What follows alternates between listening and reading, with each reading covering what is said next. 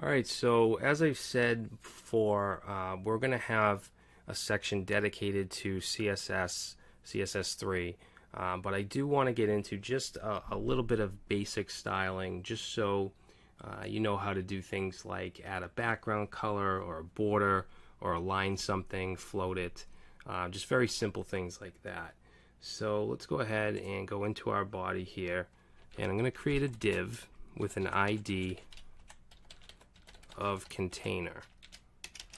Alright, now divs are usually used for to add an ID or a class to something. Now the main difference between an ID and a class is usually an ID is something that you'll only use once.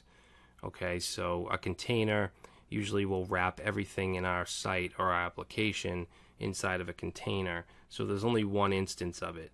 Now, if it's something like, let's say we have a class called red text where we might want to use multiple times in our website or application, that's something you would want to use a class for.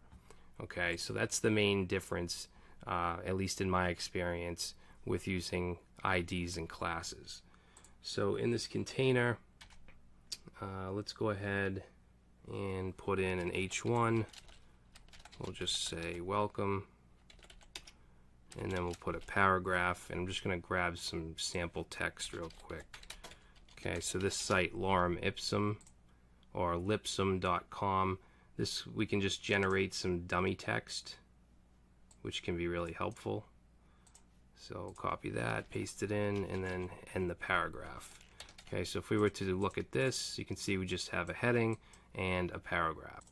So what I want to do is just add some basic styling. So we're going to go in the head. Make sure you're in the head, and then we're going to open up some style tags. Alright, and when you're using CSS, there's two ways to do it. You can do it inline like we're doing here, just putting it right in the head, or you can link to another file, an external CSS file, which we'll get into in a little bit. So I'm just doing this for simplicity. So let's say we want to style the body. Okay, remember we have a body tag. So we can say body, open up some curly braces, and we'll say background, and we can make it red. Okay, save that, reload, and we have a very gross looking red background. Alright, so you can use just color names like this. You can also use hexadecimal values. Alright, so for instance, black in hexadecimal is going to be the number sign and then 3 zeros. Okay, if we reload that, you can see it turned black. The text is also black, so it's not showing up. Now white would be 6 Fs. Okay, that makes it white. But what I'm going to do is make it just a light gray, which is going to be F4 3 times. Okay, so that made it a little gray. Alright, so let's also change the font. So we can say font family, and let's change it to Arial. And we also want to change the line height, which is the spacing between lines. Okay, so we can say line height, let's do 1.5 EM or M. Alright, so you can see it changed the font and the line height. Now let's say this container we want to add a border to. Now since it's an ID, we want to use the number sign and then container. Alright, now if it was a class, this would be a dot. Okay, so dot represents class, number sign represents ID. Alright, so let's say border, and this is going to have 3 values. It's going to have a width, so we'll say 1 pixel. It's going to have a color. I'm going to say 6 Cs, which is a gray, and then also the style, which I'm going to make solid. Okay, we'll save that, reload, and you can see now we have a border around that content. Now you can see that the text here is meshed right up against the border here, okay, with both the heading and the paragraph, and I don't want that. So to fix that, we can add some padding. Alright, now the reason it's not up against the top and bottom is because by default, headings and paragraphs have padding on the top and bottom. Okay, so that's why it's not like that by default. So if I were to say padding 0 and save, reload, that's not going to make any difference because the padding is on the heading and the paragraph. Alright, so if I was to target the paragraph, we could say container P and then set padding to 0. I'm sorry, it's margin, not padding.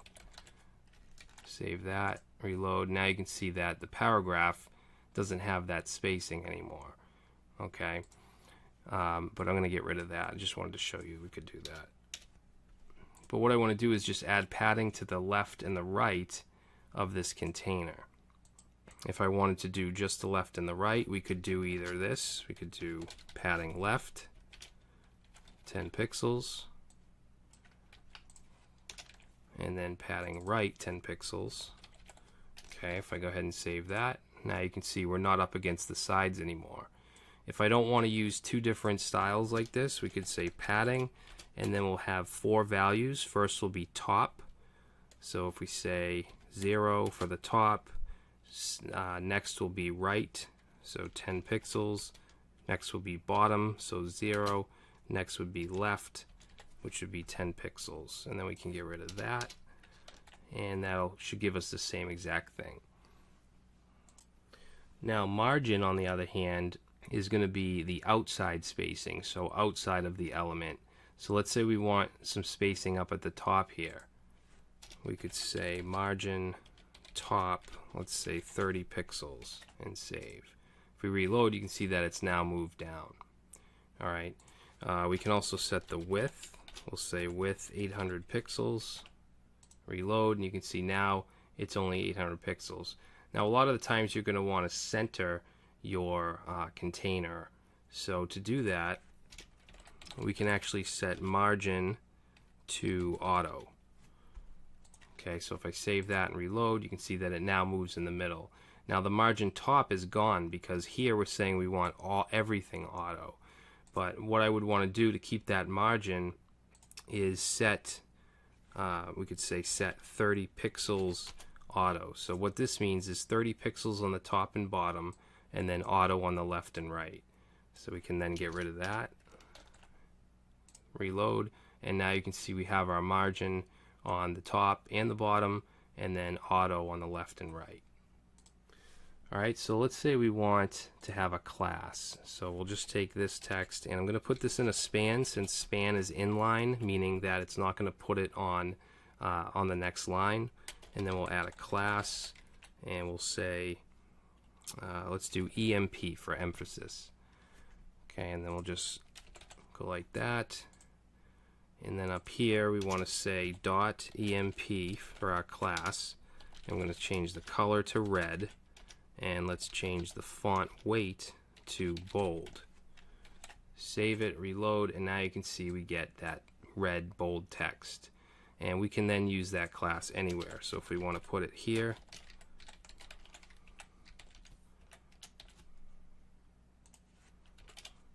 save that, and now you can see we have it there as well. Another thing we can do is float elements. So let's say in our container, let's put another div around this, and we'll just call this div side A, and we'll end it here.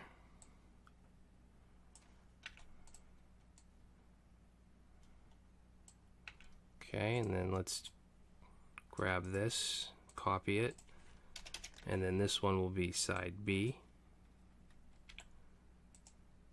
And we'll just change welcome to hello, and then just get rid of some of this text.